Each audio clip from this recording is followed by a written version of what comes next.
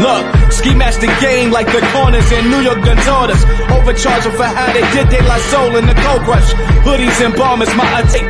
My starting lineup look like Golden State. And this year we coming after hours like we open late. No matter what, we're gonna keep fighting. That's what we do. We're gonna keep fighting every single night. That's what we do. Sums up our team, sums up our city. Yeah. We dig. We fight. We find a way. Look. Yes, indeed. Was good. Shout out to everybody that's in the building. You know what I mean? You know, this Knicks N Ish off-season talk episode 12. You know what I mean? Shout out to the panel, Mrs. Knicks, my guy Fraz, and becoming a fast and quick regular to the show. You know what I mean? Knickerbocker Ave. Welcome. Shout out to everybody. My guy, Uncle Paulie, is in the building. Yes, indeed. Yeah. How are you, sir? Uncle Paulie! Let's talk that Knicks N Ish. You heard. Before we get into it, how y'all feeling, man? How y'all feeling on this Monday evening? It's Monday. I mean, it's Monday.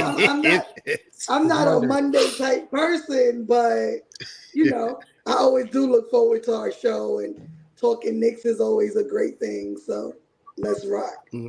Absolutely. Knickerbocker Ave, how you doing, good brother? I'm living, brother. I'm just trying to survive, and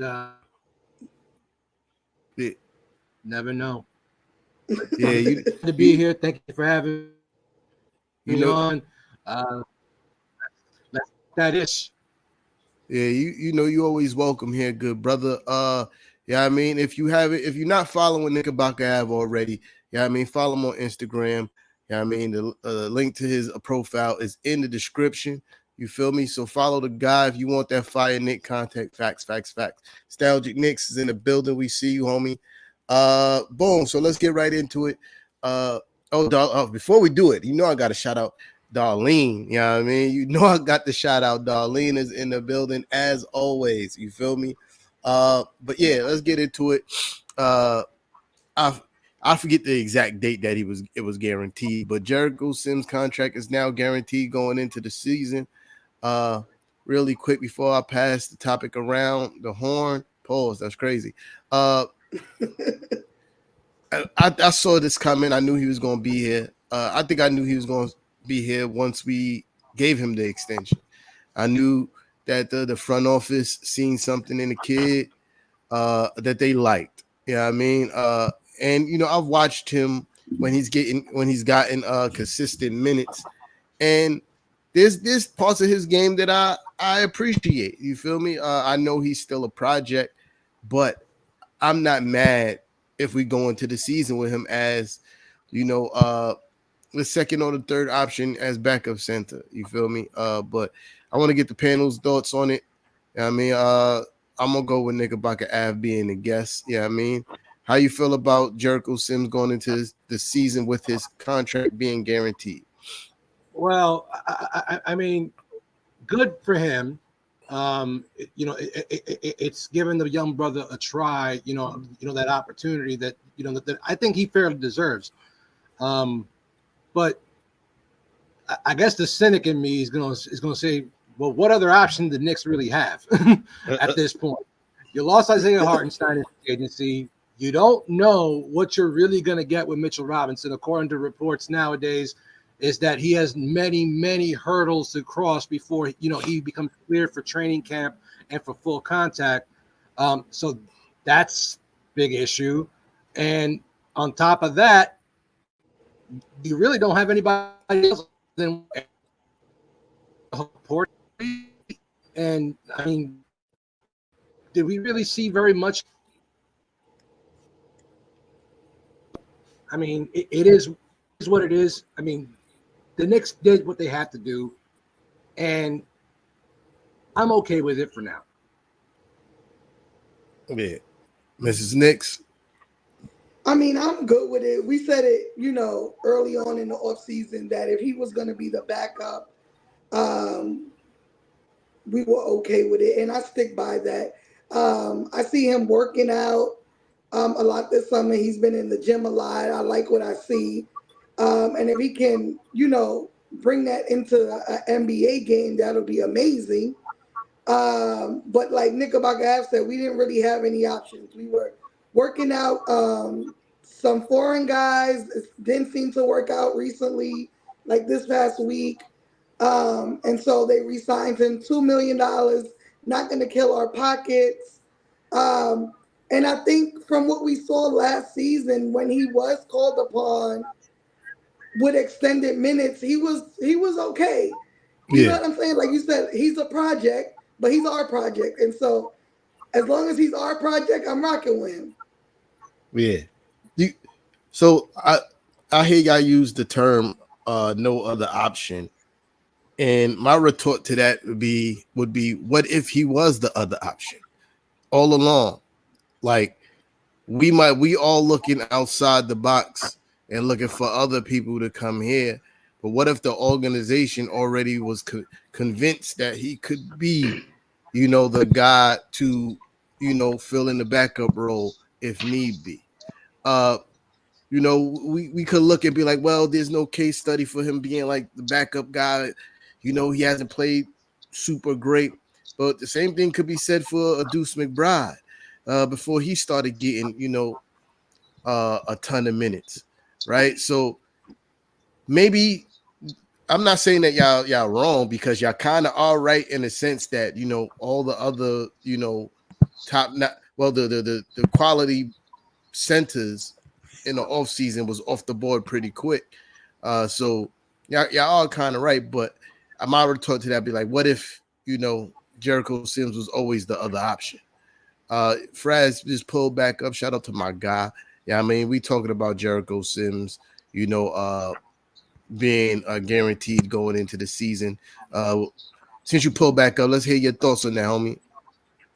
First of all, y'all already know the vibe. It is your boy Fraz Taz, aka the Parlay Lord, in the building with the Knicks N Ish panel. Shout out T-Time, my sis and the Mrs. Knicks, and of course Knickerbocker Ave. Big up Knickerbocker Ave on deck with us. Shout out everybody in the comments. Y'all know who y'all are. Darlene. Shout out my conglomerate. Y'all know who y'all are as well.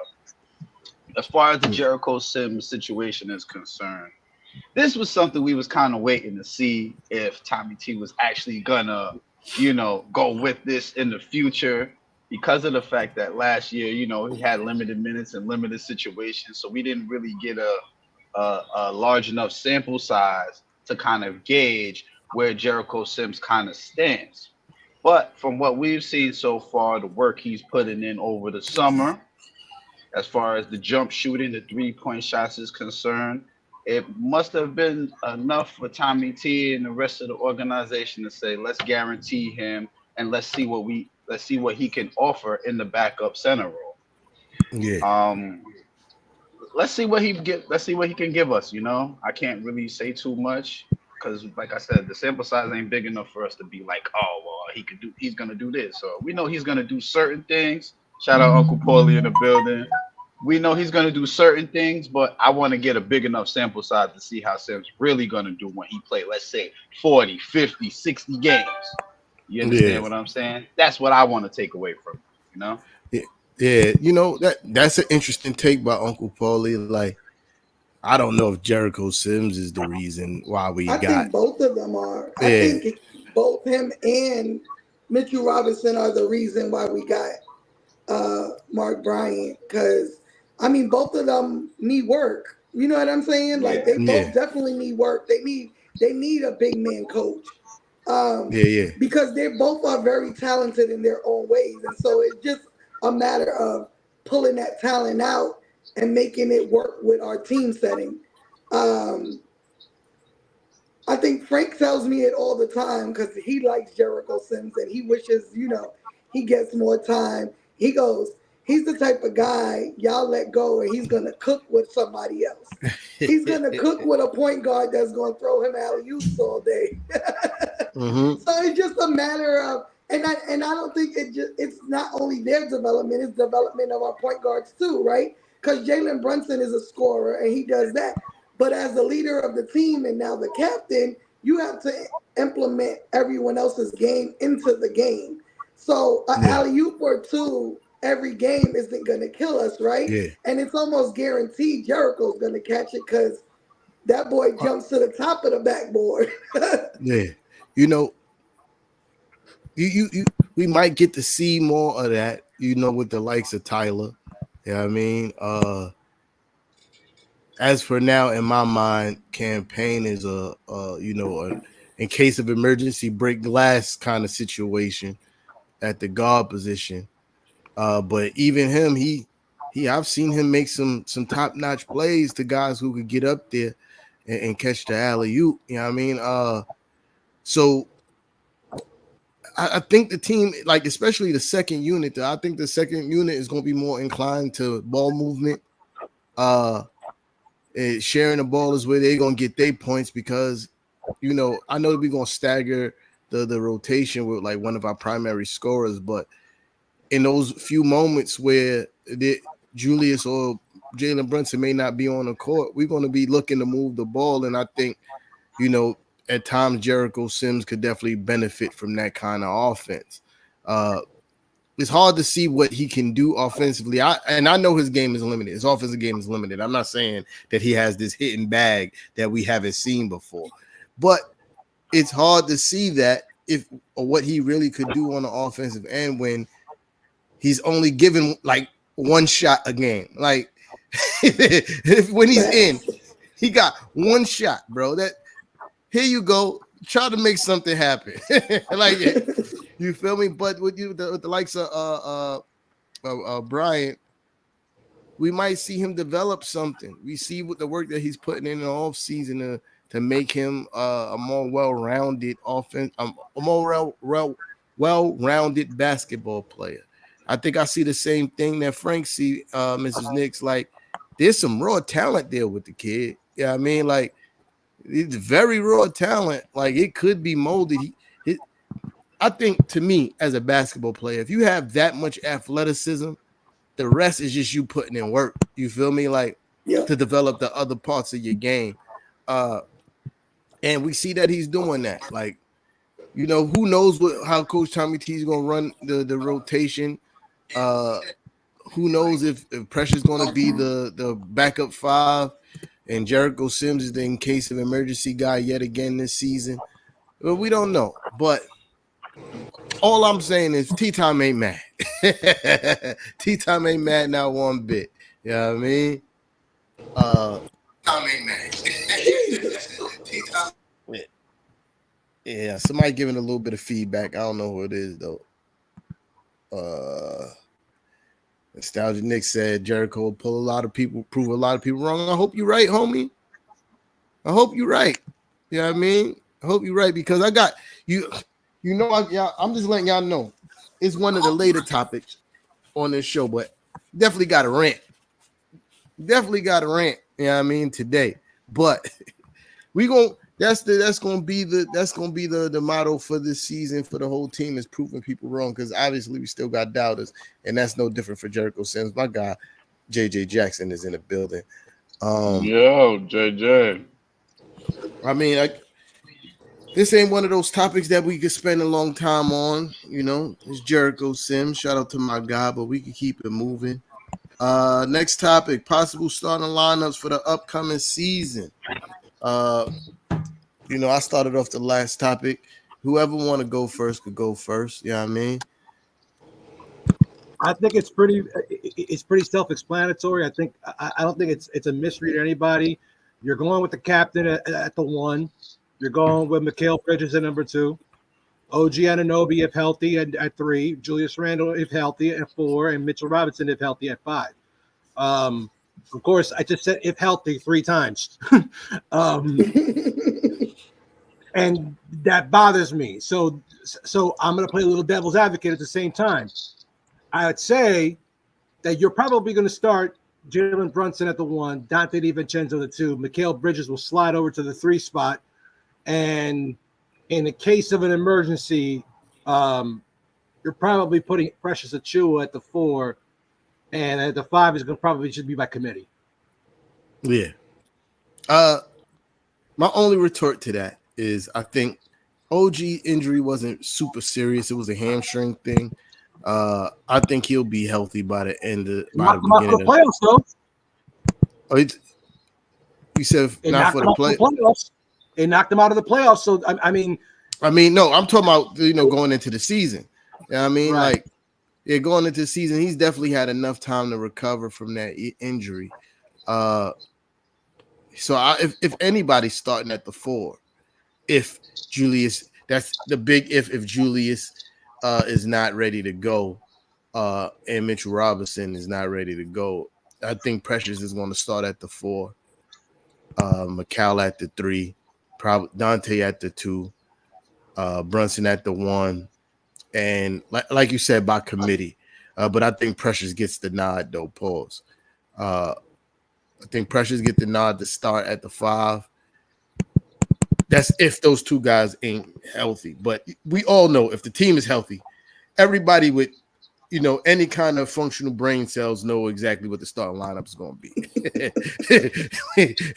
be. You feel me? But yeah. Huh? No, I agree 100%. I mean, I think that's our starting lineup if healthy. The more question is what our second unit will look like, right? Because that's tough. Where everyone can intermingle and switch roles, and Julius go play with the second unit, or Jalen go play with the second unit, or McCall go play with the second unit, and then that next unit is gonna look probably different for every game. Yeah. Depending on our matchup, depending on what we need, depending on if Mitchell Robinson stays out of foul trouble. Big thing. But like the Julius Randle, I expect him to be healthy. I mean, I don't think he's been injury prone. I think, this injury to his shoulder was a freak ass accident, to be honest. Now Mitch and OG, they're more injury prone.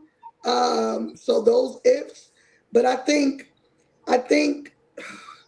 no, I'm not going to say that. OG is very important to this team, so we need him to stay healthy. Yeah. But yeah. Mitch is interchangeable. If we have to use Achua at the 5 or we have to use Sims at the 5, we're not losing anything per se. Actually, with Precious, we may be gaining something. Yeah. You can Frash, what we talking about? Say that again, Knickerbocker Ave. We can run that 5 out offense now because Precious can't score. Yeah. He's not the greatest. And if you're looking at he's working out too, and you see him shooting threes, and I mean we've seen threes go down during the game, so him just working on it shows his commitment to giving us something offensively. And he hit that 3-point shot in Toronto as well. Yeah, I mean, right. I mean, it's less opportunities for him to do that here, obviously, but it's something that could be implemented in his game.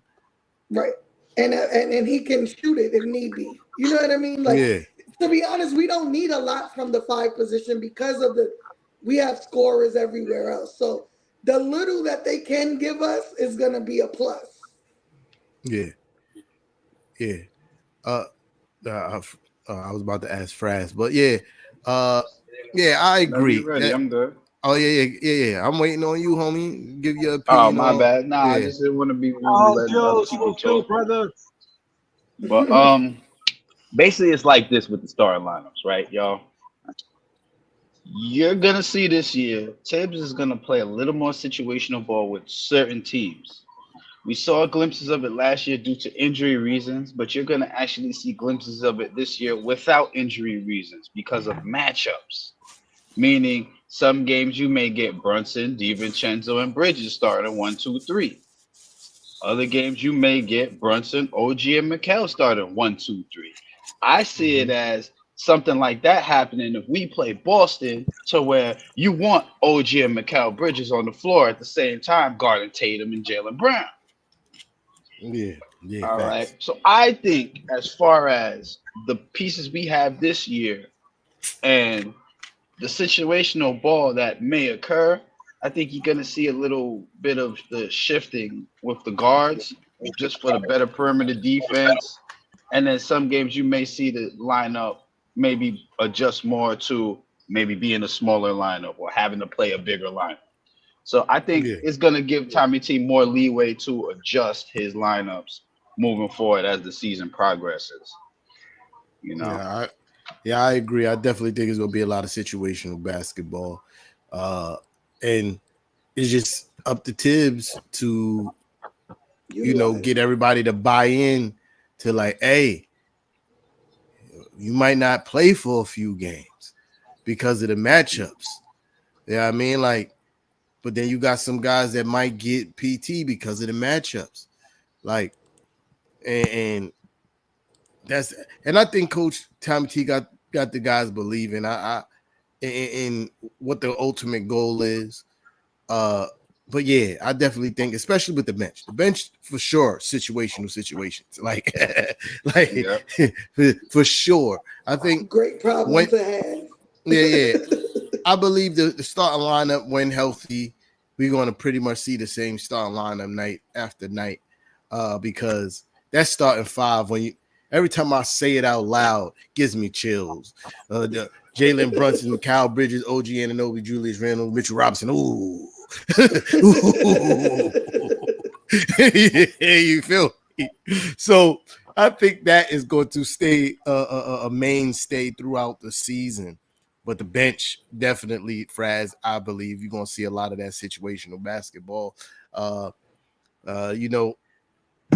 what I'm really interested to see, and I think we spoke about this before, is what the backup point guard rotation is going to look like. There's options. Like there's options. You feel me? Like, and I'm comfortable with whatever route we go. I feel like, okay, there's no bad decision there. If you decide to keep Deuce at the backup point, I'm not mad at that. If you start to give Tyler the nod at backup point, I'm super not mad at that. I'm not even mad if you decide to go, hey, we gonna give Campaign them backup minutes. I'm not mad at none of that. And I don't know, there's been a time in my life as a Knicks fan that I could ever say something like that. Like, I'm secure with our backup point guard situation. Like, I don't think those are ever words I've ever used. we was barely okay with the starting point guard position. That's a fact. I lived through Chris Duhon, man. What are we talking about? Tony Douglas, Lord. Tony Douglas. This is random. I got a story, right? So I can't, like, off the top of my head, I can't remember the exact year, but y'all know exactly what I'm talking about. We playing the Boston Celtics in the first round of the playoffs. This is our first playoff trip in like many years, right? And I'm watching Tony Douglas trying to guard Rajon Rondo, and all he was doing the whole entire game is just backpedaling underneath the basket. And for the life of me and my uncle said, we in the stands yelling like, "Stop backpedaling!" It was the most frustrating. Rondo was killing us. He was killing us, getting to the basket, and all Tony Douglas was doing was this, backpedaling the whole game underneath the basket. I'm like, bro, you really not trying to play no defense? And New York Knicks playoff tickets ain't cheap. This is the first time we in playoffs in years, and I actually got tickets, so I'm excited. I'm super drunk. I'm super drunk, and Tony Douglas broke my heart that whole game. You feel me? So yeah, Tony Douglas, that's heartbreaking. But yeah, to land it, huh? You expected too much of him. It's Tony freaking Douglas, dude. It wasn't like Carmelo or anything like that. It's Tony freaking Douglas. Yeah, Knickerbocker, I thought he would at least try to play defense. Like, if you getting cooked, if you getting cooked and you trying to play defense, I can't be mad because you putting forth the effort. This man didn't even want to get close to Rondo. Like, horrible. He was horrible. Nasty work. When he was, I remember when he was on, when he was shooting the lights out of the ball, it was deadly. But that was just it. That's once in a blue moon.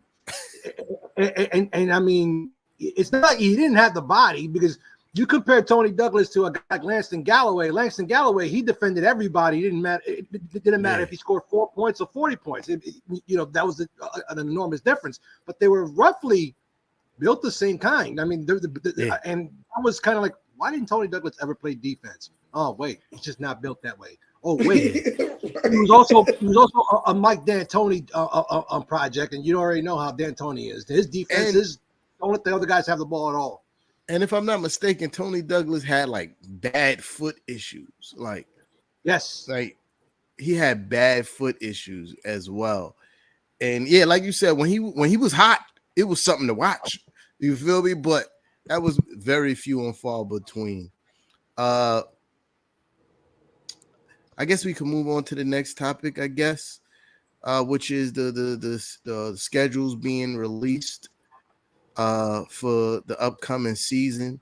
How many televised games we got? 34? 34. 34. 34. I was right. Okay, I'm happy because I wasn't too sure. Now 34 televised games. That's fire. Ken, you got the list, Mrs. Knicks? Uh-huh. Can you run off like the first 10 games on me, please? Yep. At Boston, Indiana at MSG, Cleveland at MSG, at Miami, at Detroit, at Houston, at Atlanta, Milwaukee at MSG, at Indiana, at Philly, at Chicago at MSG. They tried to make that first 10 games rough. They want to test us early. He tried to make them first 10 like that's games. the last 4 or 5 years now. If you haven't noticed that. This is true. I remember even when we weren't good and we had Marquise Morris as our primary scorer, we had the toughest first like 10 or 20 games in the whole entire NBA, like schedule-wise was crazy. You know what I mean? And I feel like they always do that to the Knicks, but what else is new? I'm not worried because I feel every name that we're smoking them, and I might be just overconfident, but in my mind we're smoking them. Oh, we smoking them. Yeah, we smoking them. All our guys come back for game 1. We smoking them. Yeah. I mean, we can go easy 7-3, maybe even 8-2 out of the first 10 games if we played our cards right. That's what I like to hear because that sounds realistic to me. I already said it last show. We smoking Boston.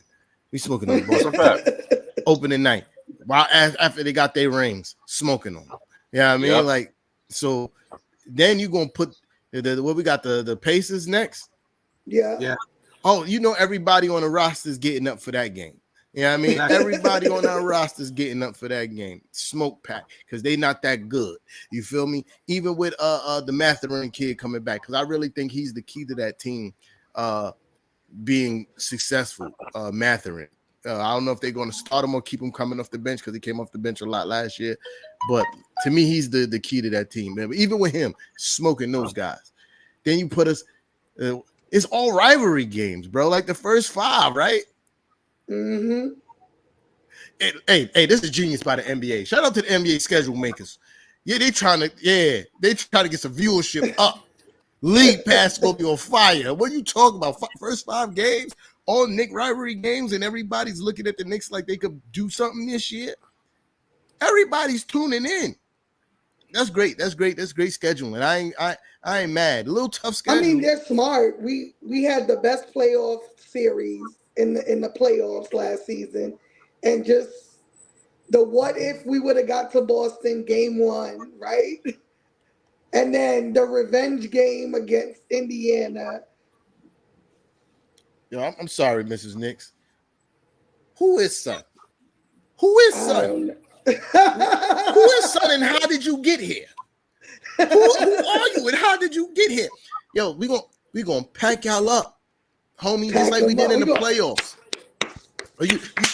You know how we gonna pack y'all up just like we did in the playoffs. Paul George ain't moving nothing, homie.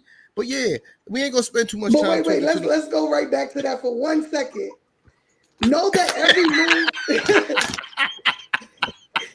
every move y'all made Fuck you. this summer, the every Sixers. move y'all made this summer was to beat us, and y'all not gonna beat us. Bro. You know, I seen it. You're not having enough time beating yourselves. Fuck out of here, man. You know who did last year? We watched the Cleveland Cavaliers do the same thing, make Nick beating moves, right? Getting the shooters that usually we have trouble with, like Ning Yang, and what's the other shooter they picked up last year? Shrews. Those guys usually tore us up on their previous team, and the Cavaliers made Nick beating moves. That didn't work out for them. You know what I mean? And y'all doing the same, and the Sixers doing the same thing. Y'all gonna get packed up. Paul George is not the saver, man. I'm trying to tell y'all. You're gonna be disappointed. Eric, I got something for you, dog. How you gonna feel when now 90% of the Wells Fargo Center is gonna be orange and blue? Again. Because you know most of us ain't gonna fucking spend the money to go to the Garden, but we will cross the freaking turnpike, cross the Wit, and get into Philly and hit up the Wells Fargo Center, and we'll probably spray paint, Lincoln Financial. Just what is like a 45-minute train ride. You want to know something? They tickets starting at $50 in Philly. Oh yeah, I might have to pull up. Yeah, T-Top might have to pull up. $50. You know what? That actually might be the best thing for us right now. We got to talk this over. We'll get a bus and we'll take over. Knicks still stick to the 90s. Yeah, that's when the last time the Sixers were relevant too, Eric. You know what's crazy? Fuck off my channel. Go somewhere else. I think. Wait, in the Joel Embiid era, have they been to the Eastern Conference Finals? No, nope. Right? Nope. So we stink since the 90s, but yet we equaled y'all best since y'all had Joel Embiid. We equaled y'all best. You know what I mean? I'm going to Philly. That's fact. Listen, Stephen Kennedy's in the building. He gets on my nerve, but that's my guy. That's right. I'm pulling up. I'm getting a cheesesteak. I'm going to the Wells Fargo Center, and I'm going to talk shit. I'm going to piss a lot of people off. And after I eat my cheesesteak and we win, I'm going to tell them a chopped cheese is better. You're lying though, but it's something. Yeah, listen, man. Nah. Let's keep it moving with the topic. The first 10 games, 8-2 record is realistic for me. Yeah, do you know how I'm a Knicks fan, diehard Knicks fan? 10-0 is really what I want to say, but gotta be humble. You feel me? I gotta be humble. You know what I mean? So let me ask this: which two do we go down, Knickerbocker? If I'm looking at the schedule correctly. Pause. That was crazy. I know you're a female, but that's crazy. That was crazy.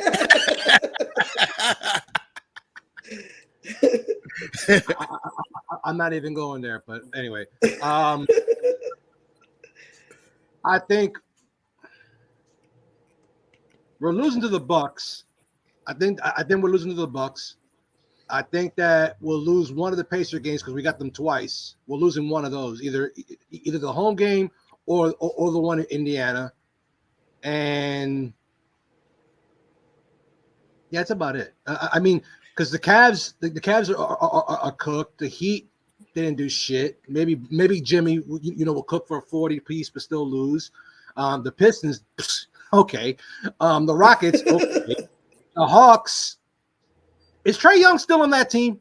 I know they're trying to get rid of him. DeJounte's not, right? DeJounte's not. DeJounte's gone. He on the Pels. Yeah. And you know what? He's gonna cook the shit out of him between him, Zion. Oh my God, that was a horrible move for them. Yeah, absolutely. And they ain't getting nothing in return for real. But I will agree that we're going to that is likely that we'll lose one of those Pacers games. Definitely not the one in the Garden. The Pacers do get up to play at home. At home, they're a super dangerous team. They're like the best team at home, I think. Yeah, they're a super dangerous team, so I can see us dropping that game. As far as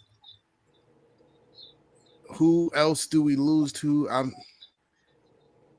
After what's the last five, Mrs. Knicks? If you still have the list. So it's from 10 is going to be Philly, Indy, Milwaukee, Atlanta, Houston, Detroit.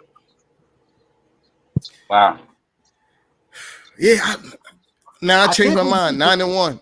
That's what I'm saying. One loss. I was just about to say one loss. So the 11th game is Chicago, and that's a back-to-back after the Philly game.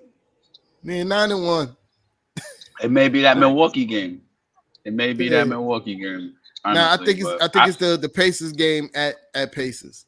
Well, I agree with that too. It's either 8-2 for me or 9-1 because at the end of the day, Pacers always had one of the better benches in the league, if not the best bench. Their bench was, I think, number 1 last year. So yes, I do see them giving us a little bit of problems. But the Milwaukee game, we could beat Milwaukee. I think we could beat Milwaukee. Yeah, absolutely. I mean, I'm sorry to speak for you, but I believe Knickerbocker was just saying, like, not that we couldn't beat him. I think it's one of those games that's sneaky. Like it's Dame a Lillard matchup. and Dame Lillard, even though he's not who he was once before, if he has one of those nights, they're going to be almost impossible to beat if Dame Lillard has one of those vintage Dame Lillard nights. Yeah, I mean, like, you got Giannis. Giannis is going to do Giannis things. And if Dame Lillard had one of those turn back the clock nights, I don't know what it ain't too much you're gonna be able to do to win that game. You feel me? But yeah. Faraz, you gave your predictions. Mrs. Nix, you give your predictions on the first 10. I'm going. We winning all of them. I don't want to lose not one game. My girl. I don't want to lose any of them. 82-0, you are. 82-0. I take 8-2 for my prediction. I take 8-2. 8-2. I'm going 9-1. Yeah, I mean, I think I may be wrong. I think it's a but I strong think if we possibility. do lose one, I think it's going to be to someone we don't expect to lose to be honest. And I think it may, if I have to say one, I'm going to say Houston. They give us fits. Yeah. What happened? I don't think they're better than us. I think the last couple of seasons we've played them, they've given us a lot of trouble. Yeah, this is facts. Yeah. I mean, I've gone to the games and I've seen the L's. I'm just saying. She's definitely outside. I'll tell you that. She outside. Facts. But you know, a great segue to the next topic is Bleacher Report. Yeah, this is the rant. Yeah, this let me say, give me 1 sec. Get the button ready. Good looking for the subscription, my bro. Oh yeah, shout out to you, homie. The Eric, that's his name. Real love. Eric, yeah. It's all fun. We really don't like your team, but it's all fun. Yeah. You welcome to spectate, you feel me? But yeah, appreciate the subscription. Facts. Hold up. Mr. Philly calling me now. He's like, what the fuck? Yeah, I seen that Philly fan on there. Get ready to deal with the Knicks again this year. You couldn't deal with us last year. You're really gonna have a problem with us this year. You know, since we predicted the first 10 games, I mean, great segue into the next topic is Bleacher Report's prediction for our record next season at 49-33. Fuck the Bleacher Report. I think they had us wrong in a row. How many times you gotta be wrong before you stop cutting, man? Yeah, listen. Should I start the topic with the rant, or do y'all want to go Hit first? The button. Hit the button. Want to go first? Hit the button. Bet. So we go start the topic with the rant. Let me get right. I can't. Now this want to act stupid. See, look. Every time I try to do something, but now we're gonna get to this rant. They're gonna get this work. That's a fact. What Loaded Luck said, you're gonna get this work. Yeah. There we go. Incoming rant. Yeah, incoming tea time rant. This is a fact. Bleacher Report. What the fuck is y'all problem, dog? You know what I mean? Yeah, I mean, Knickerbocker started off the rant the way I wanted to start off the rant. How many times do you motherfuckers want to be wrong? Every single fucking year, y'all put us behind the Cleveland Cavaliers. You have the Cleveland Cavaliers above us, and then you have the Knicks underneath. And what we do, we prove you motherfuckers wrong. Every single stinking year. We were the number 2 seed last year, and you got us ranked at 5 in the East. No, and we got better. And we got better. And we got better. Yes, you know the Sixers, they got fucking Paul George, but you got them at 2. You got them at 2. you got the Bucks at 3. Wow.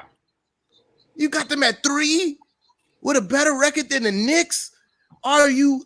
We won 50 games last season and we got better, and you got us losing. We got us with less wins than last year. And that was with an injured squad. With an injury. Severely injured. Oh, what is these dudes' problem? What is their problem? Yo, I get it, man. The Knicks, y'all don't want to give the Knicks the credit that they deserve, but this is disgusting. It's disgusting.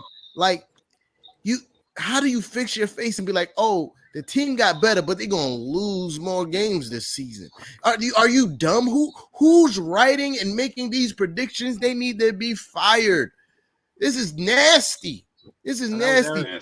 Eric works at Bleacher Report. He probably put that shit up there. That's why. We gonna be top 2 seed this season. I've been saying it for the longest. 60-win season loaded. You idiots. You idiots. Yeah, I mean, y'all got to stop being haters of the New York Knicks. This is not, we not in the LOL, we not in the LOL Knicks era no more. Y'all got to give that up, dog.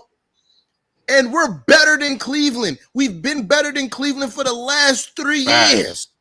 4 years. 4. Thank you. 4 years. Facts. I was about to say. All right, I'm gonna end the rant there because I'm sweating now. I'm mad. Hold on, I can continue for you. Hold on, I'm gonna add to that. Bleacher Report, ESPN, all you media outlets that keep on counting us out. I know why you do these things.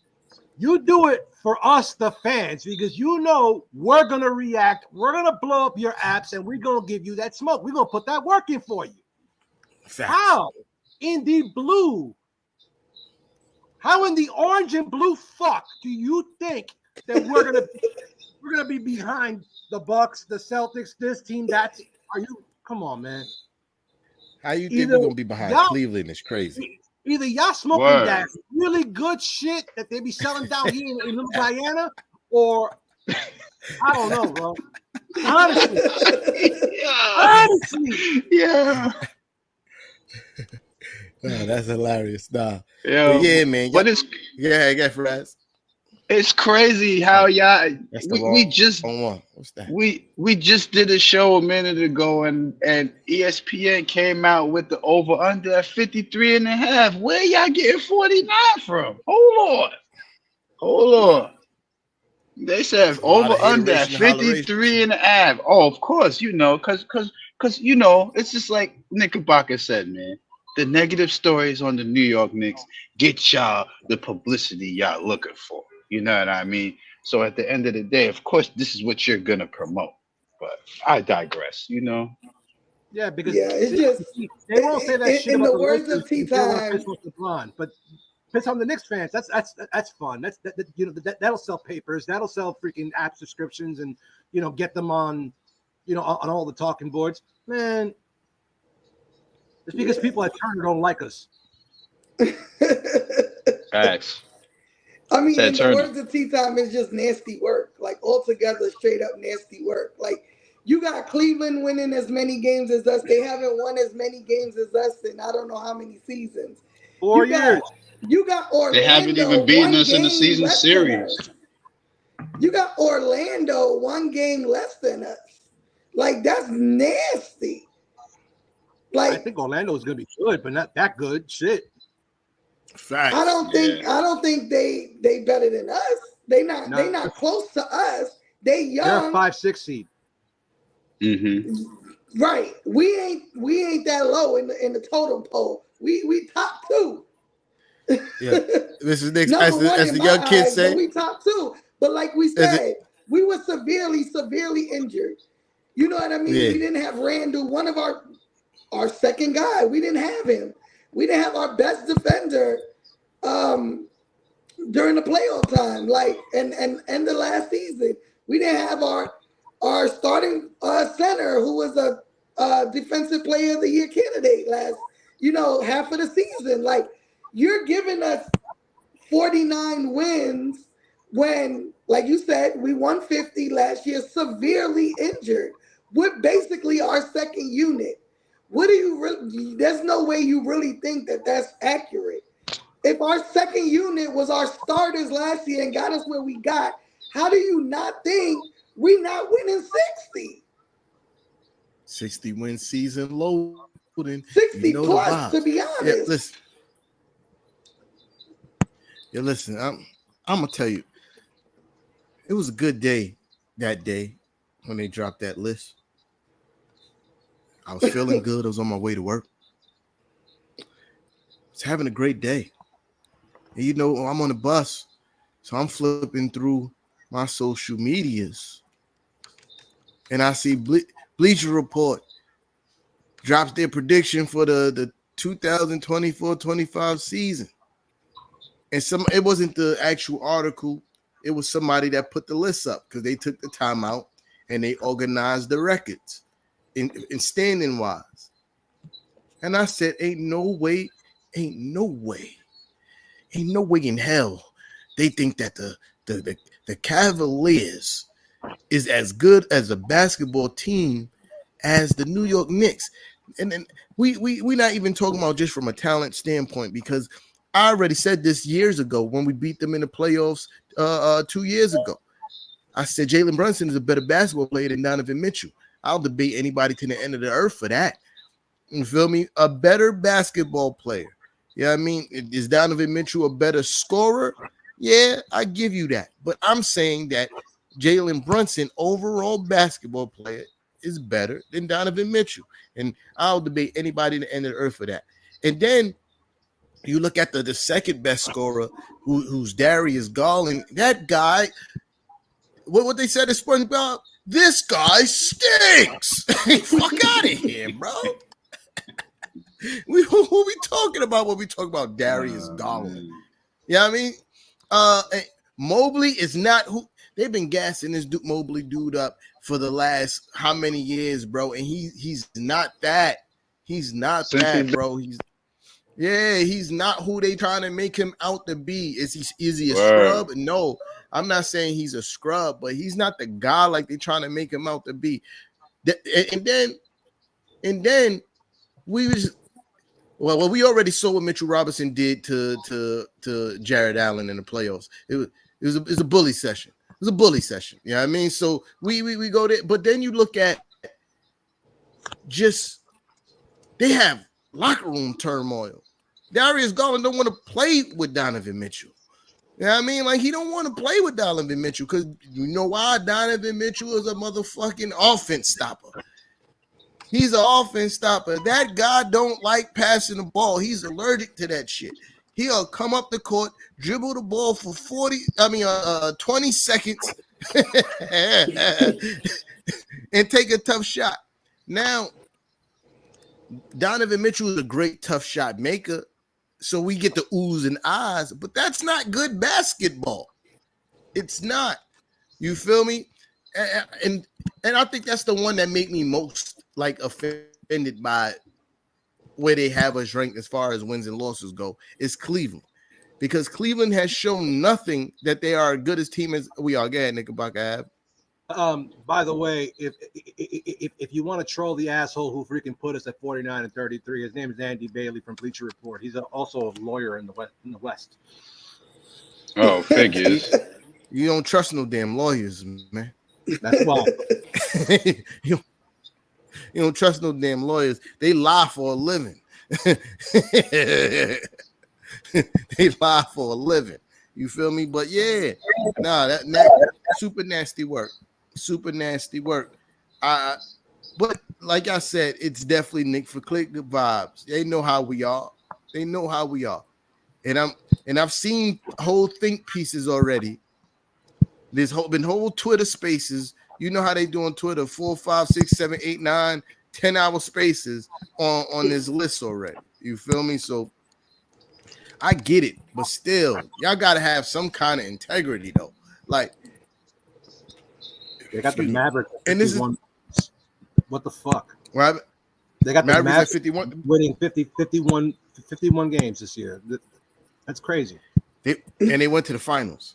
You know what I mean? Like, I feel like, yeah, they gotta have some kind of integrity, and it's the fans' fault as well. Yeah, I mean, because we entertain this kind of bullshit. And like I said, they know this is going to get the clicks. Yeah, I mean, they know this is going to get the clicks. So they do it because they know that we're going to be up in arms. They know fans like us, you know, and you saw how passionate I was at the beginning of my rant. They know what this does to us.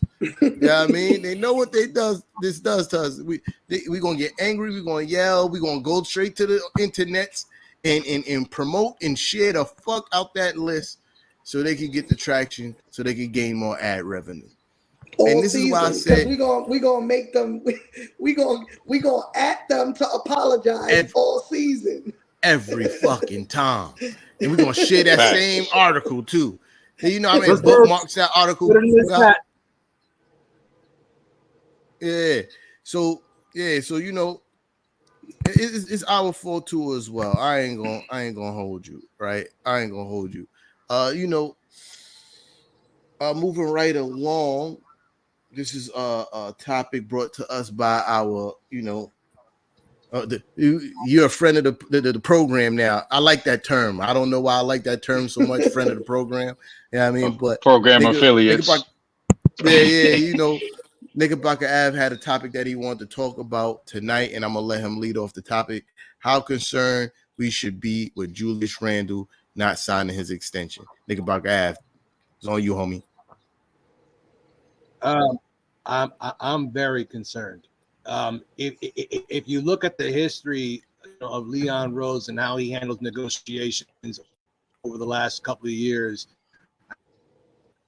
the deal for Jalen Brunson got done. The day he became eligible, he signed his extension. The day that OG Anunoby was eligible to sign his contract, he signed his 5-year deal. Everybody else, as you know, once they became eligible for a contract of any kind, the contract usually gets done rather quickly. Julius Randle became eligible for his extension on August 3rd. It's August 19th, and we haven't heard a peep. Now, given I know that Julius Randle spent a lot of time in Japan. He was in Japan when Jalen got announced as the captain of the Knicks and all that stuff. But you mean to tell me that that phones don't work, where Leon Rose can't get a hold of Julius Randle and his representatives, and they could figure out how much money is it going to take to get this extension done? I mean, I know that ideally we would like him to take a discount, even though he deserves all 4-year, $181 and $186 million that he's owed.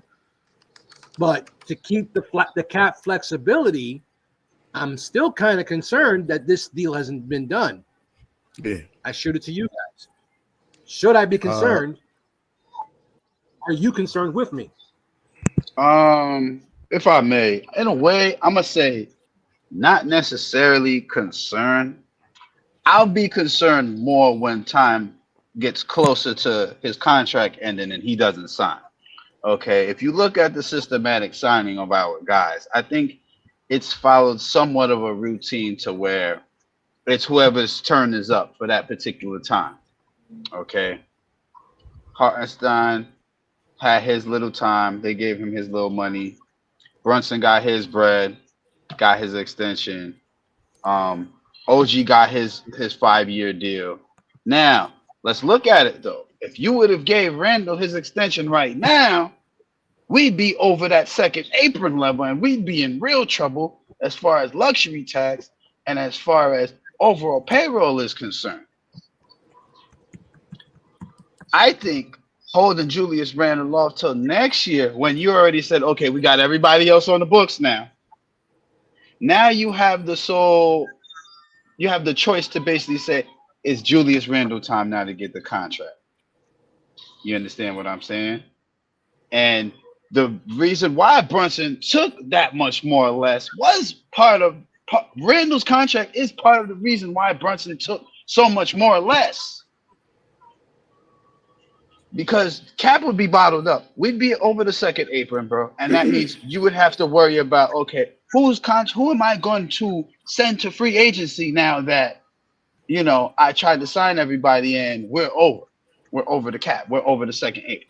So right now they avoided a lot of situations as far as having to break up the team is concerned right now by doing this. It's a strategic move. And I think they did the right thing by waiting to sign Julius Randle. Yo, that was an interesting take. That's the crazy part. Not even numbers. That's an interesting take, Fraz. That was an interesting take. I didn't even think about it like that. But before I go on, Mr. Knicks. I'm not really too concerned, to be honest. I think the Knicks are setting him up the way they did Jalen as far as with endorsements and stuff like that, because his endorsement deals are going up as we speak. So I think they're preparing him to take a little bit less. Like you said, he was in Japan most of the summer. I don't think extending him was priority. I think priority this summer was Jalen and OG. And then seeing what we can do with Randle. I think we probably sign Randle if we extend him. If he agrees to the extension, it's gonna be probably like towards the end, like the last days he can accept, or he's gonna go into free agency and it'll kind of be like an OG thing. I don't think, like I said, because I see his endorsements going up. I don't think the Knicks are gonna let him walk. I think they're just preparing him. Another reason I'm not really concerned is because he left CAA last season and came back over the summer. So he fired his new agent and went back to CAA. And we have really close relations, clearly, with CAA. So for me, whenever a player is mentioned with CAA and the Knicks, is like, okay, to me, almost a done deal without it being, said. As far as us not hearing anything, I mean, for the most part, we haven't heard anything about anyone until it came out. And so, I mean, we get towards the end and it's like, okay, he didn't sign. Maybe a little nervous, but then I think he's going to take into consideration his family, his son, how they love New York, how they benefited from being here. Mm-hmm. The money you make in New York is like no other. No other city can give you that. So I think he's going to take that into consideration. I think he fits this team regardless of what anyone says. He fits this team.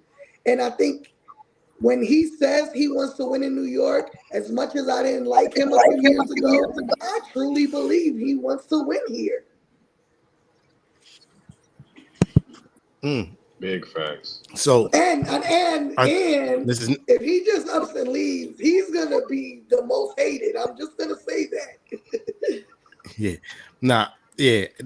That's a fact, but I don't think that's gonna happen. I don't Mrs. think Knicks so. made a whole lot of good points. Fraz, whole lot of good points, and Fraz made me started thinking in a whole new kind of wavelength when it comes to him not signing. The Knicks like to tinker around the trade deadline. Yeah, I mean, signing Julius Randle now kind of handcuffs us when it comes to the trade deadline and what adjustments we can make to the roster, being in that second apron. Yeah, I mean, so maybe it's just a strategic move with the organization Obviously it's speculation. I don't know what they thinking in the front office. Yeah, I mean, I'm just playing devil's advocate, throwing stuff at the wall, see what stick. But I think that could be a thing. Like going into that second apron is a big deal, right? It's a big deal this year. Very big. And even the first apron is a big deal. Yeah, and who's to say, like, if he signs now, there's a cap on how much he can make, right?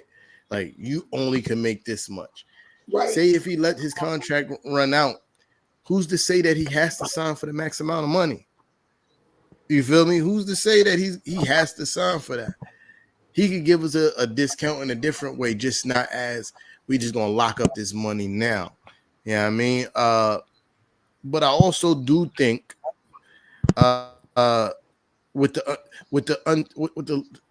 light uncertainty surrounding Julius Randle's shoulder, he's going to lock up some chicken. Like is a possibility, there's a slight possibility that he may never really be the same again, for real. You know what I mean? Like, so you're going to lock up some chicken. And then you add in the fact that his family loves it here, his wife, his son. You know what I mean? Like, he wants to win here. Then you even throw in his close ties with the front office. You know what I mean? Not just the CAA mafia. You know what I mean? Like, World Wild West, he's really close with him. You know what I mean? Like, he's really close with Tibbs. Like, all these things matter. You know what I mean? Like, and as much as the internet like to portray the hate that Julius Randle gets in New York City, it's not real. It's not real hate, bro. It's not. Because every time I see him out at events or out in the street and there's a camera on Julius Randle and the fans, it's love. There's no booze. There's no booze. You feel me? Even when he's in a garden since the thumbs down and that whole season passed, it's been nothing but love for Julius Randle in the Garden as basketball has actually happened. Because if the hate was as prevalent as everybody say, New York fans can't hold water when it comes to how they feel. He'll get booed, but he doesn't. There'll be cheers for Julius Randle. That time that he missed some time, and when he came back, what they do? They cheered when he got off the bench. When Julius Randle got hurt and dislocated his shoulder, all those people that was cursing Julius Randle out turned into, oh man, I can't wait till Julius Randle come back. You know what I mean? So, and he knows what it would mean to win here. You know what I mean? He knows what it would mean for his legacy as an NBA basketball player, not just the New York Knicks. Like, his legacy in the NBA, period, changes drastically with a ring for the New York Knicks. He go win a ring somewhere else, right? Absolutely. He go win a ring somewhere else. But it won't have the same staying power as winning one in orange and blue. Facts. You know what I mean? But to answer the question, because I know I've been super long-winded, my bad, y'all, is the cognac. What else is new, man? Let him ride. To answer your question, to be concerned, no, I am not concerned. I would almost bet any amount of money that Julius Randle is going to re-sign with the Knicks. Like, how and much? then when last thing, I'm not sure on that. I can't even. I'm not even going to try to play like I got the answer to those questions. But to the last thing, I'm gonna throw 150 out there. It ain't too many. What he's due now? Like, if he resign now, It's 4 years, 180 something million, I believe. Oh nah. If he resigns, he's getting every bit of 180 something. You know what I mean? He's not taking less than that. You know what I mean? No way in the world he's taking less than 180 something. You feel me? But if he does, that puts him over the second apron. That's the problem. I know. I know. However, but if you reverse that contract, it don't.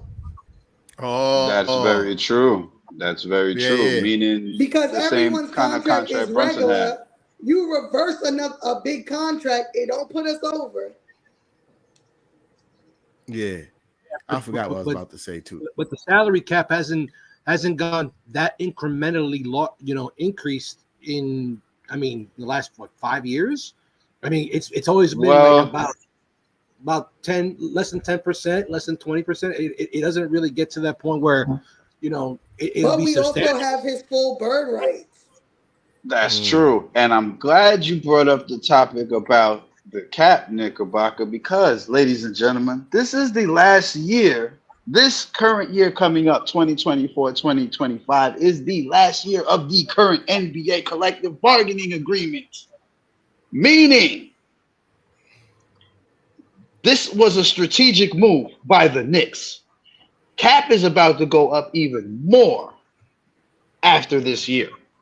Okay, it's in the CBA. It's already been drafted. They already have it drawn up to an extent, from what I've known, and the cap will significantly increase after this year as well. So, with that being said, I'm not as worried about re-signing Julius Randle as we once were 20 minutes.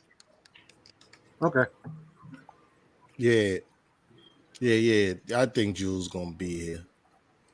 Yeah, I don't see him leaving. I'll smoke my cigarette and be fine. I don't, obviously I don't have a crystal ball. Anything. So obviously I don't have a crystal ball, and bird anything's rights, possible for real.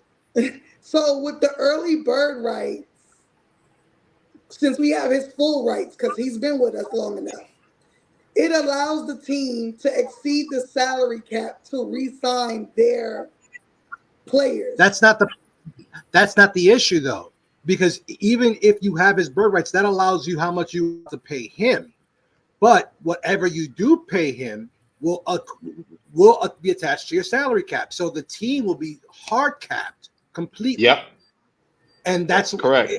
It's not about, if we were allowed to pay him whatever, and and be like baseball where there's no salary cap, there's just a tax threshold, it'd be one thing. But there's a hard cap in basketball, which is still mind-boggling to me that it exists. But yeah.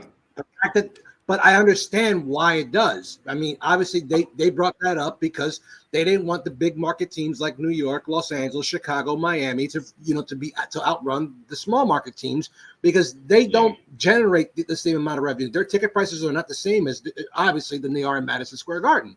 So think about it. If James Dolan, was charging $100 for even the last row of the last seat, which is sometimes what happens. But if he did it on a consistent basis and he bankrolled, and of course he's going to sell out the Garden because people are still going to go. It's still Madison Square Garden, still the Knicks, and especially if they're playing a marquee matchup, they're going to sell that game out. That's a lot of revenue. Plus whatever they're making concessions, whatever they're making jerseys, whatever they're making everything else.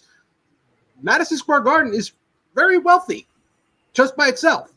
So even with all that they make, for the Knicks, for the Rangers, and then for everything else, James Dolan, in theory, can outbid everyone for whatever player he wants. But it's not. So it's not even about the bird rights. It's about the CBA. Fraz just pointed it out. The CBA is going to go up. So how much is it going to go up? I can't predict that. There's no way to freaking really tell. But if I go by history, it's not going to go up that substantial, but it is going to go up. Nah. So my is that Knickerbocker. Go ahead. Yeah, my fault. Go ahead. Finish your statement. My fault. Go ahead. It's like, I understand that it is going to go up. It is going to go up. No doubt about it. How much, I can't say. But history tells us it's not going to go up that substantially. And if that's the case, then how much do you sign Julius Randle? Because he's going to want a pay increase. He's going to want, hell, he's a New York Knicks. So if he lives in the city, we already know what rent is around here. So, come on now. Yeah. So, I feel like there has to be a hold way. up. Wait, hold on. I don't want to forget. I'm sorry, Mr. Nick. I don't want to forget what I'm about to say. And I already did that. I already did that twice this show. Forget what I was about to say. But to kind of retort against what Knickerbocker was saying, you said if history repeats itself, it probably won't go up that much. But we're in a different era. You know, the CBA is heavily relying on, you know, profit sharing and all that type shit, right? And with the streaming revenue that's coming in the next few years, and we might see a substantial jump in the salary cap. Yeah, I mean, because the players' pay is based on the CBA, and that's heavily relying on profit sharing. So the salary cap has to kind of reflect what the players are allowed to receive. You feel me? And it's you got to look at all the streaming services that's getting into the NBA basketball situation. Amazon, Hulu, like the name just a couple, and there's many more. That's the revenue that the NBA is about to see is about to be astronomical on a level that we have never seen before. Like, so I think there's some space for Julius Randle to get a nice chunk of money if he just be patient.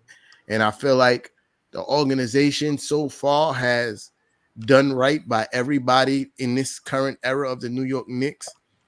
And I think Julius Randle may have some faith in that if he just bide his time, that the organization is going to do okay by him. You know what I mean? Because that CBA is going to jump. I'm watching all those contracts they signed. I said, oh, they got Amazon, a part of their streaming pack. Oh, yeah, that's crazy. Oh, they got Hulu. Oh, yeah, that's crazy. You know what I mean? Like, So all they need to do to perfect the big three is get Netflix on there, and it's crazy. So think about this for a second. The cap for 2024, 2025 is around 140 million. You could go fact check me if you want. You already know what I do. 140 million for 2024, 2025. All right.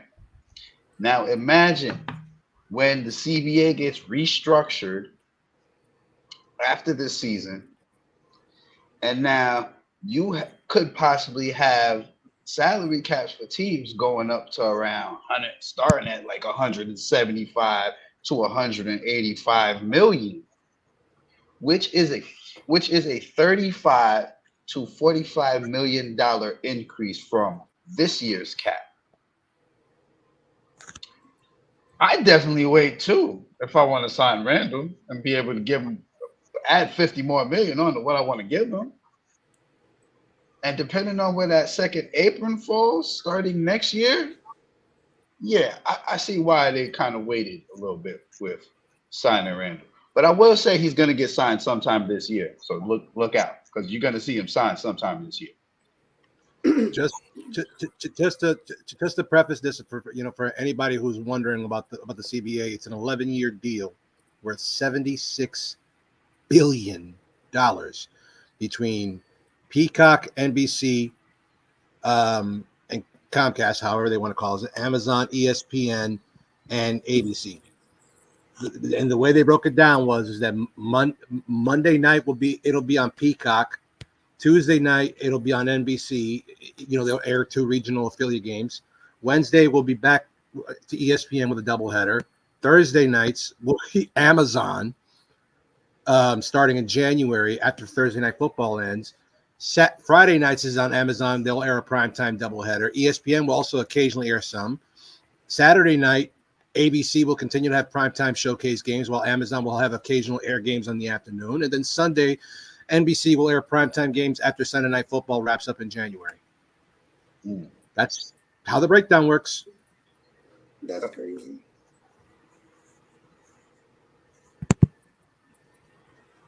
You're muted, T-Time. I mute yourself, T-Time. I think he froze. Yeah, I got the window open, and I got the window open, and and the wind is coming through the window, and I hear it on the mic. Pause. Okay. What you But call it? I did want to say this. I think from Yeah. the last CBA to now to current day, I think those smaller market teams have gotten better. So I think the CBA did benefit them, right? Like it teams like New Orleans, Memphis, the Denvers, those small market teams have now become just as good as big market teams, right? I don't know what their money situation is, but as far as like talent and stuff like that, they're up there with us now. So I think I would hope they wouldn't be so, benefiting the smaller markets and screwing over us big markets. But we'll see. But another thing is that I don't know how, but there has to be a way the Knicks are going to figure it out. Because when you look at Boston's salaries, their salaries are outrageous and they're making it happen. I think they're hitting the second. They're in the second apron. They're in the second apron. I know for a fact. But again, I think we said it in previous shows. If you sign Julius, you go into the second apron, this may be the perfect time to do it, right? Lock everybody in. Screw it. We're not making major moves after this because we have our core, and let's rock out. Let's compete. Yeah, I think the Knicks is feeling like we gotta keep a our little time space is. for Macau. Yeah, facts. I feel like the Knicks is feeling like our time is now when it comes to a championship.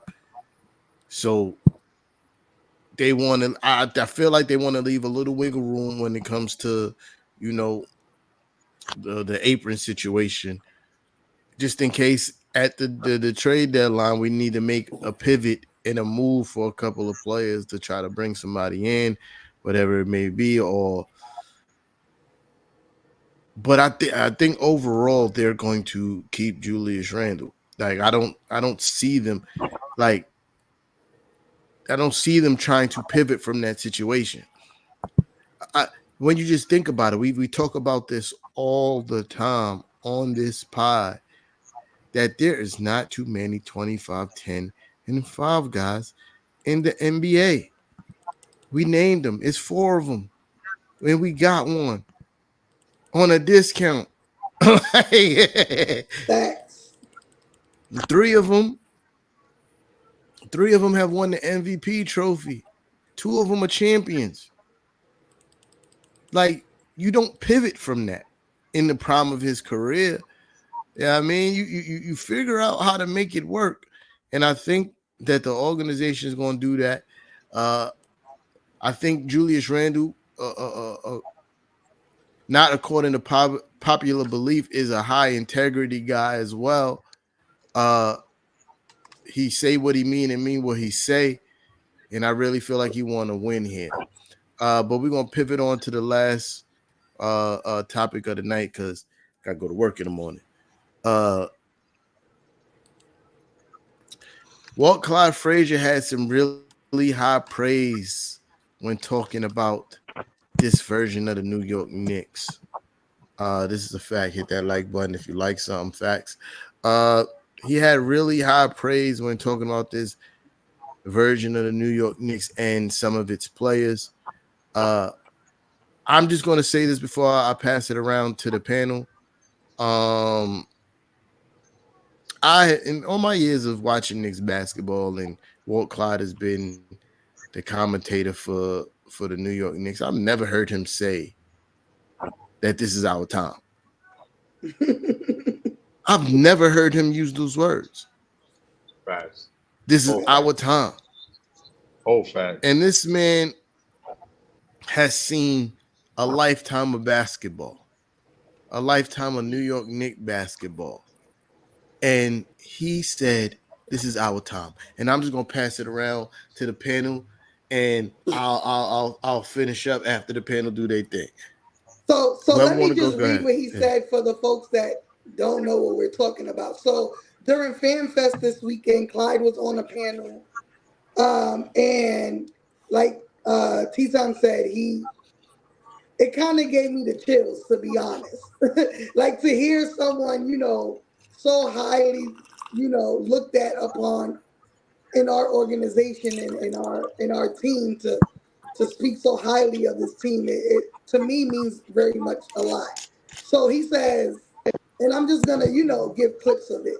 He says, I see the vibes. I see a lot of similarities with our championship teams, starting with the coach, Tom Thibodeau, is a lot like Red Holzman.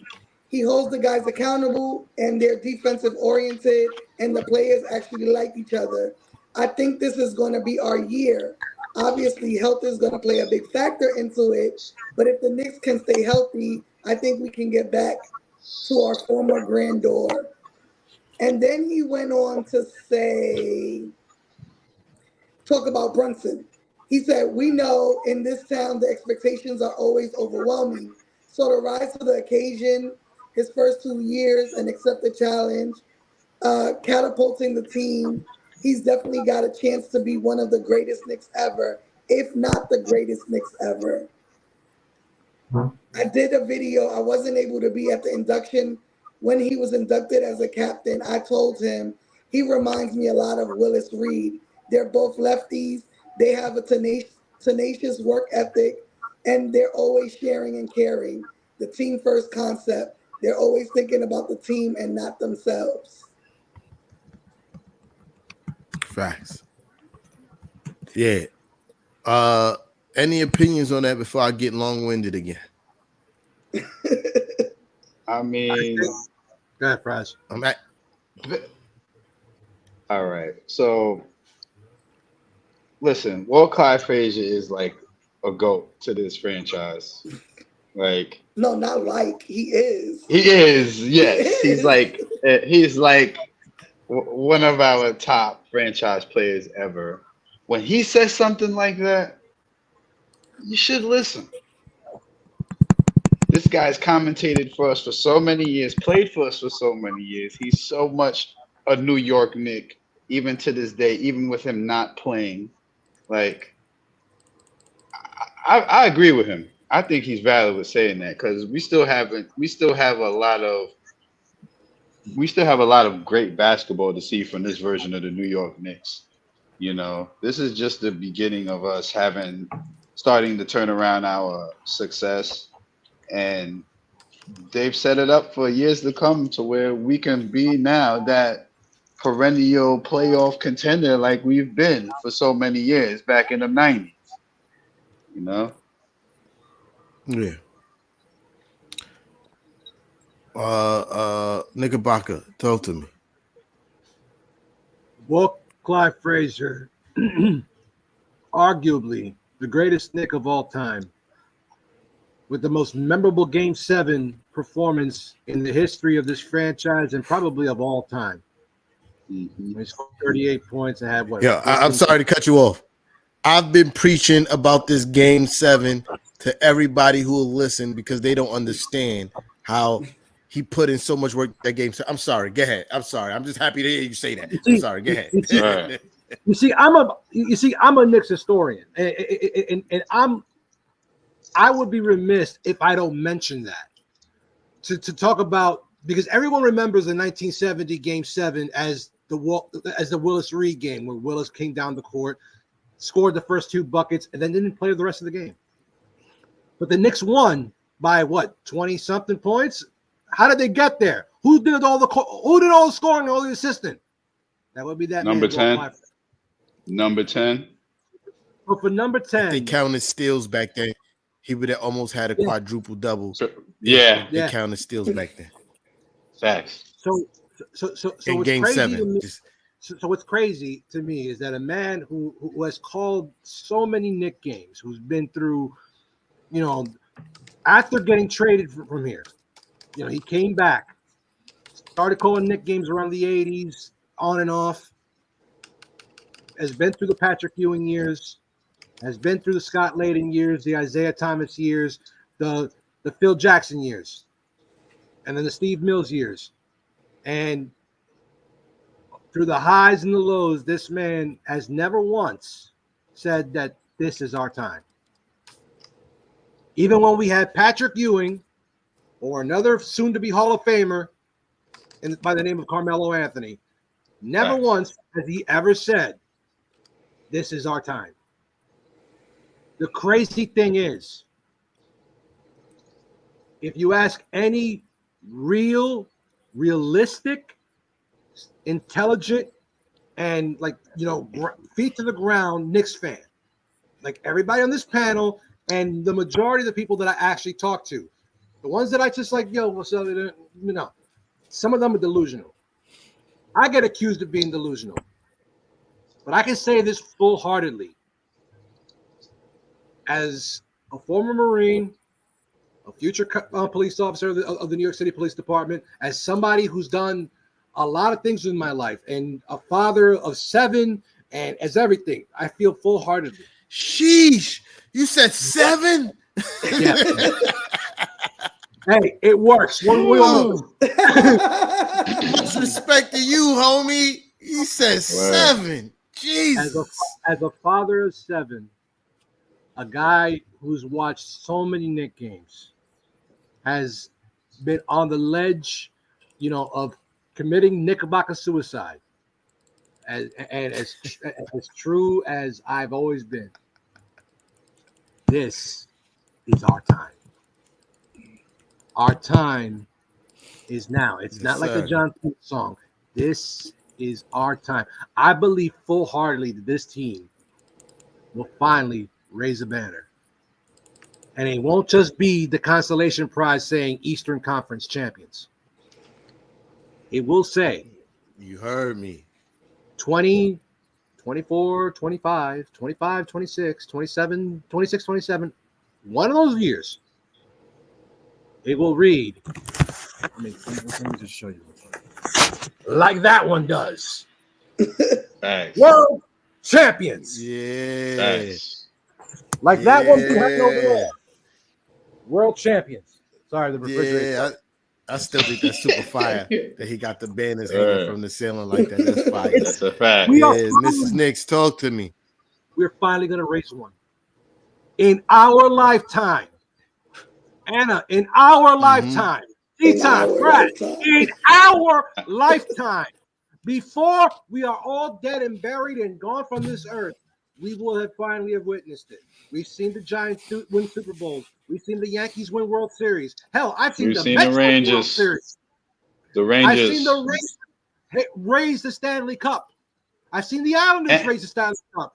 Wait, not just raise the Stanley Cup, bring it to the Garden during the NBA Finals.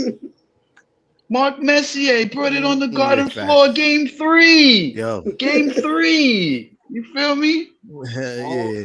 All that is missing in our lifetimes, folks, is that the Larry O'Brien Trophy. Facts. And for the first time in over 25 years, we will not just only see it, it will be ours. It will be ours. Yeah. And it's going to be the greatest parade you have ever seen on the That campus. is a fact. That is a fact. And finally, I can say this. I'm getting arrested that day, homie. I'm probably arresting you. That's probably a fucking crazy thing. Yo, sis, just be prepared. We're going to have to go get tea time. You know what I mean? Just be prepared. You coming with me. I'm saving up bail money now. Going to get him. But I will say this. But I will say this. As you know, if people know me, that I was part of the documentary called "The Orange and the Blues." The Blues is talking. The Orange and the Blues is over. Don't get emotional, Anna. Don't get emotional. It's over. Stevie, I'm like, because I feel you. Like I feel. I'm in my 40s. I'm not ashamed to say it. We all close in age. We have never felt this close. You know what I mean? Like, even when Ewan would say, next year's our year, we're going to win it, we believed it because it was Ewan telling us it, but we knew we had Jordan to get through, right? Like, we knew it wasn't a realistic think that was going to You happen. gotta get through Michael, through Reggie, through David, Right. through Carl, through Exactly. Right now, bro, I'm not scared of Boston. Like, we can get through Boston. I don't care what any other media outlet tells you. We can get through Boston. There's no team in this league that makes me scared the way Michael Jordan made me scared back then. So, emotional, absolutely, because, yo, Craig Tucker, in our lifetime, we will see it. Facts. All right. So I'm gonna bring this one home, guys. Talk that ish. Listen, Talk that ish. I don't think people know how much even though I didn't see the two chips, I don't think people know how much I love and respect Walt Clyde Frazier. Yeah, I mean, because I took the time to actually watch in entirety that game 7. Well, the pieces that are available, right? Yeah, I mean, because the whole game 7 is not available. But the pieces that are available, which is about a good 80% of the game, right? Yeah. That man put on a performance like in a game 7 in the NBA finals that I've never seen before. Of course, it's not the flashy moves that we see in today's NBA, but the willingness to not let his team lose, I've never seen it. And like, he did everything. He did everything. He passed the ball. He was rebounding. He played elite defense. Like I said earlier, almost had a quadruple double if they counted steals. It could have been a quadruple double. It's plays that I didn't see.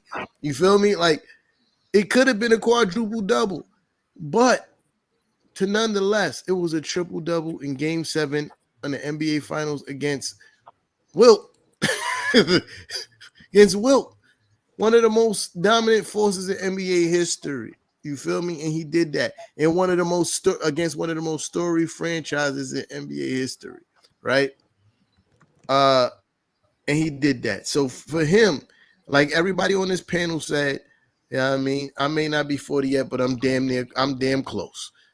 I have never seen Walt Clyde Frazier utter the words, "This is our time." We had Patrick Ewing.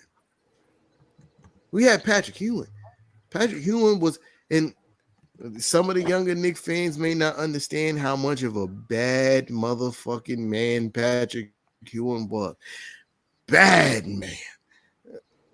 He bad. Y'all don't understand. You have to, if you're a younger fan and you're watching Knicks, do yourself some favors. I'm not talking about watch highlights. Everybody look good in highlights. We have technology now. Games. You can go Google games. Google games. YouTube. Go watch some of those games and watch how Patrick Ewing was giving opposing centers absolute fits. Couldn't do nothing with him. In the post, shoot over both shoulders, had the hook. Yeah, I mean, if he faced up, had the cleanest mid-range. Like, and he was an elite defender. Elite. Right? So, boom. I say all that. About Patrick Ewing to let you know how cold he was, right? But like Anna said, we had Michael Jordan again, the GOAT. I don't give a fuck what nobody talking about LeBron James. Michael Jordan is the GOAT. Do you feel me? And the people who say LeBron James is the GOAT hasn't seen Michael Jordan play in real time. You feel me? How can you call somebody a GOAT who's 4-6 in the finals? Like, I don't know. Michael Jordan is undefeated in the NBA Finals, right? Not even gonna go down that rabbit hole. I just wanted to make that he's actually LeBron is actually 4-7, but yep. I didn't want to go down that rabbit hole. Yeah, I mean, I don't want to go down that rabbit hole. I was just making the point that we had to get past the greatest basketball player of all time. Yeah, I mean, basically. Now the second greatest team of all time, and for the longest it was the first greatest team of all time. Team. Well, they was 72-10. Yeah, 72-10. That's the team that we had to beat. we had to beat that team to go to the finals. You feel me? Yeah. So I'm saying all that to say, Walt Clyde been there through all that. He's seen all that. And he said this is our time for him. And if you know who Walt Clyde Frazier is and how he has such high regard for his captain, Willis Reed, and to compare him to Jalen Brunson, that is the biggest tip of the cap that you could give somebody, because Walt Clyde Frazier idolized Willis Reed coming into the league. That was his big homie. Yeah, I mean, to put it in you young folks' terms, that was Walt Clyde Frazier's big homie, and he's comparing Jalen Brunson to somebody that he held in super high regard up until his passing. Even when you hear Walt Clyde talk about Willis Reed in their later years, it was nothing but pure admiration for the man, right? Yep. All love. And Facts. then you go and you look at how he's talking about Coach Tommy T. And the way that same way that he talked about Willis Reed is the same way he talked about Red Holzman. Oh, if you listen to Walt Clyde Frazier, you would think Red Holzman was the greatest coach of all time ever in the history of coaching basketball. You feel me? That's how much respect he had for Red Holzman and the way that Red Holzman approached the game when it comes to winning basketball. And you can't refute that because Red Holzman brought New York to championships. You feel me? And he talks about Coach Tommy T in that same, he reminds me of Red Holzman. That, again, the ultimate tip of the cap. And then you look at, and then me using my eyes and my 38 years of basketball knowledge, just watching the sport and knowing what I know what takes to be a championship team. And I'm just talking about the pure basics. We could go through the superstar conversation, but it takes more than just a superstar to win a championship. You feel me? Because there's many superstars in the NBA that if it just took a superstar, Allen Iverson would be a champion. You know what I mean? If it just took a superstar, Charles Barkley would be a champion. Like, the list goes on. But then you look at the whole makeup of the team.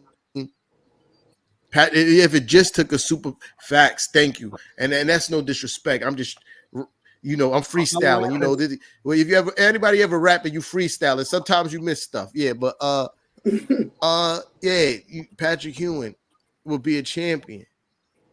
But then when you look at all the total components of what makes championships and champions, I mean, the Knicks have all those components. Number one thing is everybody being on board with the coach's message.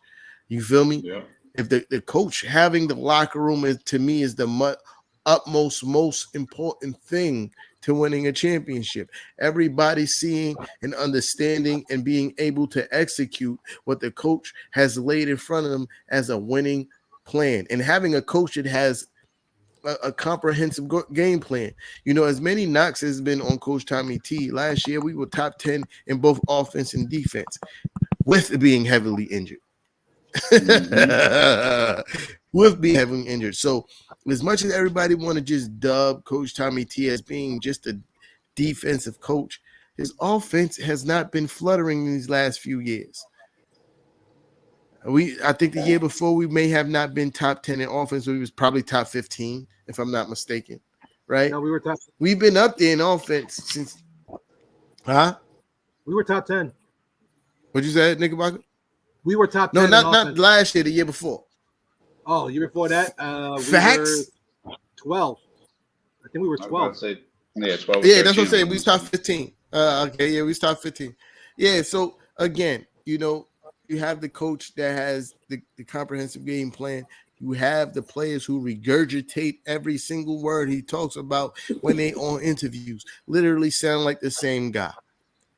You have a locker room that is locked, joint, and hip. That will play 50 minutes. That absolutely.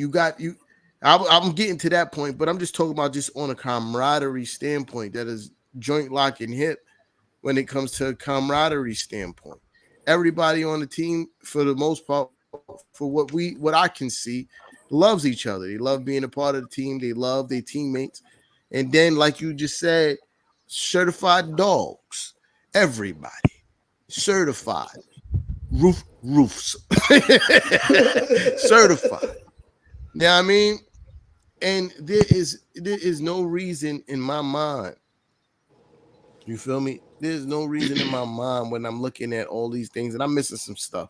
I could probably go on about some intangibles that we have that constitutes a winning franchise.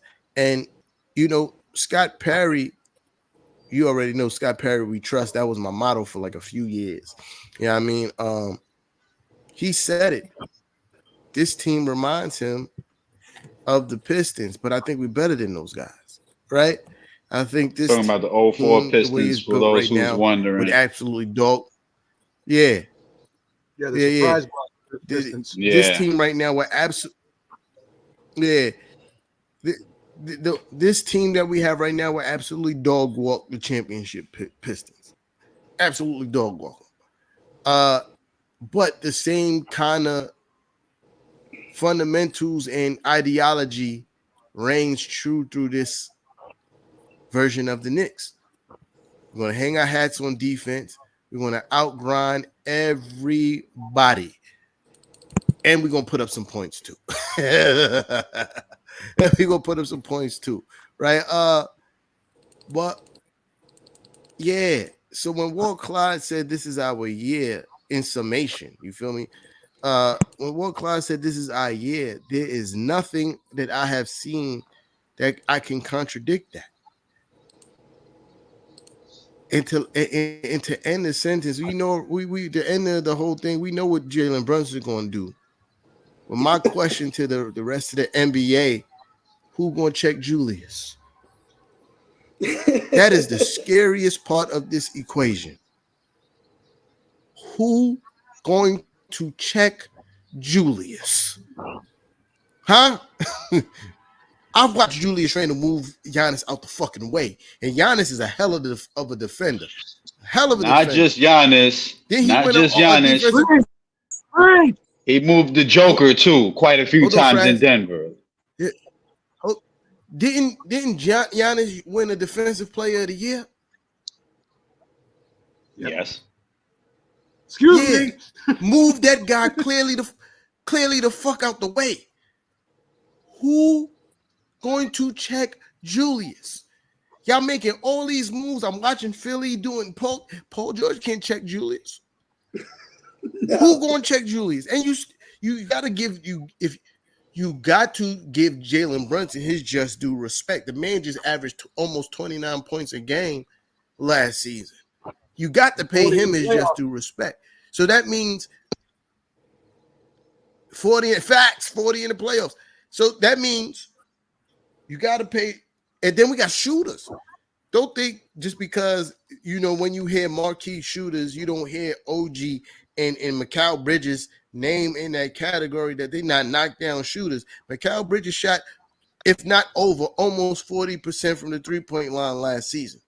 OG, same thing, if not over, almost 40% from the three-point line last season. And this year, they're going to get more open threes than they ever seen in their whole entire motherfucking life. Don't forget, they ain't never. Go Dante DiVincenzo. Mikal was at 37%. That's around league average, a little bit more.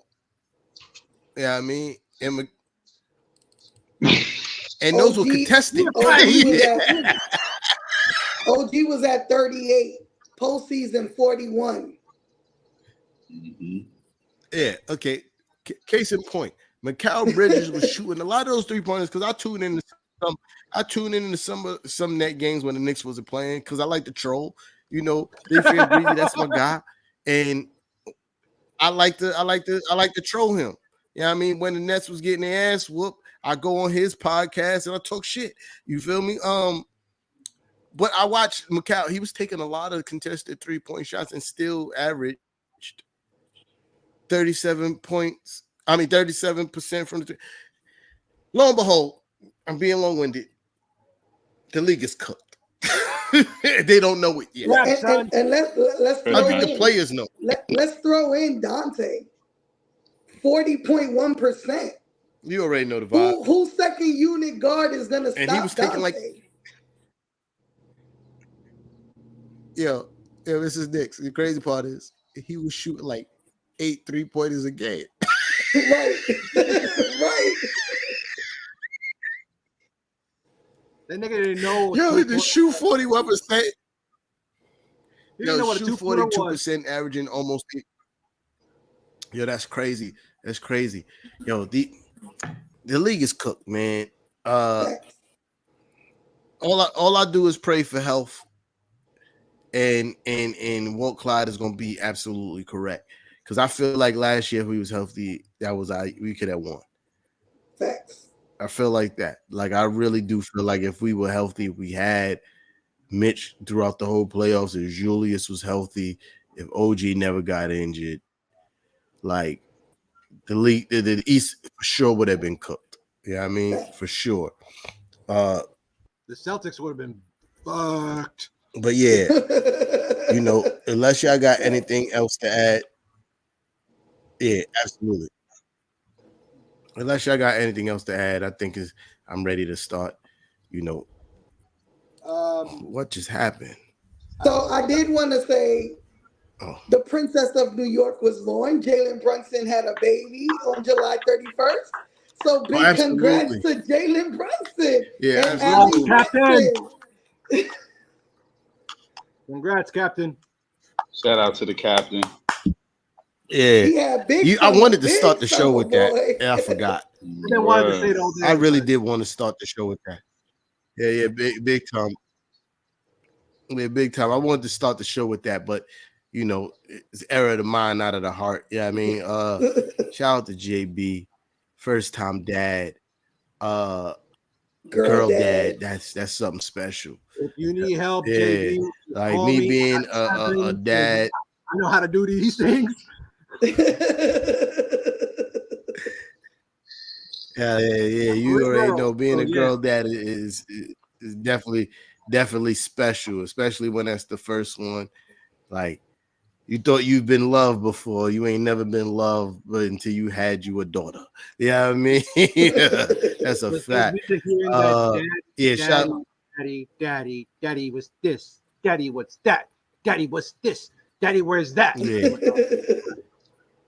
Yeah. My me and my daughter don't live together, but she's 6 now and she got a cell phone. She just got her first cell phone, and my phone don't stop ringing all day. And I'm not a phone person. The Knicks N Ish panel will tell you I'll make an appearance on the phone maybe once or twice a day. They be texting all day. I pop up like twice. And there's no disrespect to them. They know I love them. But but my daughter, I don't care what's happening. What's happening? Yeah, baby, what's going on? She don't want to talk about nothing. I know she don't want to talk about nothing. But we're gonna talk about nothing together. But yeah, shout out to JB, man. Yeah, shout out to JB, man. It's a special time for him. And you know what make this year even more special? Bringing home a championship. Finish it off right. Listen, I feel like it's ordained. You feel me? Even though I ain't have a kid. I feel even though I ain't have a kid, my father's a Mets fan. When the year I was born, the Mets won the championship. You feel me? I'm born 86. So I feel like I'm feeling the same vibes right now. JB just had a daughter. It's time for him to get his first ring. You feel me? I feel like it's ordained. Yeah, I mean, we gonna make it happen. Yeah, I mean, but yeah, man. Shout out that y'all. Before I do that, y'all have anything else y'all want to talk about or add before we wrap this up? I would like to add that everybody here on the panel and everybody on the chats, you're all invited Wednesday night, 8 p.m. Join me for the newest edition of the Knickerbocker Ave Fan Forum on the Bleed Blue Show. And I will tell you, it's a lot of fun, great conversations. We'll have Dom, we'll have Steve, of course, myself. Hopefully, we'll have Mr. Live, and of course, we'd love to have all of you. So to join in the fun, 8 p.m. dial 929-477-4171, and let's talk Knicks. Absolutely. Make sure you Go tune check him in. out. There's some fire names that he just mentioned. Fact. There's some fire names that he mentioned. So I know it's gonna be good convo, good people. Shout out to everybody that was in the chat that rocked out with us for almost 2 hours, because it's the same people. Yeah, I mean, and we appreciate y'all, man. Make sure y'all pressing that like button. Yeah, I mean, sharing is always caring. You know the vibe. That's a fact. And until next Monday. You know what I mean? 60-win season loaded. That's my new sign off for real. and until it happened, you feel me? Until it happened, I've started on every show 60-win season loaded. You know what I mean? Just so nobody get it misconstrued, because we've been having some biters lately. We ain't gonna give them no attention or no clout. You know what I mean? They've been biting on the swag lately, and that's cool. You know what I mean? Because imitation is the best form of flattery. But Facts. I just wanted to be known my shit. that here on Knicks N Ish, we've been saying 61. No, not even. Keep on doing what you're doing. Just make sure you at niggas next time. That's all. Facts. Just, That's it. Yeah. That's it. Fact. Just ask us next time. You keep on doing what you do. You know what I mean? Just let niggas know where you got your inspiration from. But anyway. You know what I mean? Share this caring. You know what I mean? And I want to do the 60-win season loading because I want everybody to know, no matter what video you go and check, at the end of the video, T-Town says 60-win season loaded. Facts. Yeah, I mean, it says, RIP to Nipsey. I like that. You know what I mean? I ain't no gang affiliate, but I like that because I like Nipsey. Nipsey season loaded. Facts. 60. We wear blue too. That's crazy. Yeah, that's a bar. Yo, Uncle Paulie, low key, that's a bar. We wear blue. That's a bar. You know what I mean? But yeah, shout out to everybody that pulled up. Tonight was a great show. Thanks to Knickerbocker Ave for pulling up on us again. If you're not already doing so, make sure you follow him on IG. Hit the link to his profile is in the bio, and we'll holla. See you next Monday.